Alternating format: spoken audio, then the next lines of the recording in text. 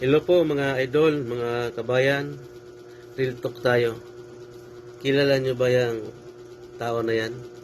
Yan yung binanggit ko nung nakaraan na nasa Canada. Yan yung pinakamalino yung mukha. Oh. Yan yung itsura. Yung nakasulat doon sa taas ng picture niya.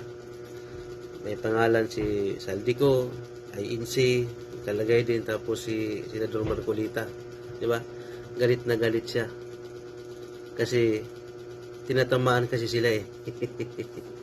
Ito siya nasa Canada. Pero may kaso na ito ngayon dahil sa paninira niya sa ibang relihiyon nga. Sinisiraan niya yung kay Kibuloy. Kaya kinasuhan siya ngayon. So itong tao na to, utak hipon.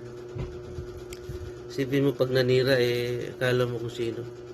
Siraan mo si Senador Marcolita, mga Iglesia ni Cristo. Si Saldico, palibasa, nagsalita ng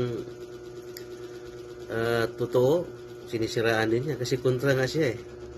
Kasi ito yung mga trolls na mga vlogger na walang kwenta. Walang laman ng utak nito kasi blanco. Lalo na pagka nagagamit ito ng illegal ay pinagbabawal na gamot. Blanco ng utak. Di na maganda. Kaya galit na galit siya. Huwag kayong maniniwala dito kasi laging naghahati dito ng fake news at madadamay tayong lahat sa kagaguhan nito.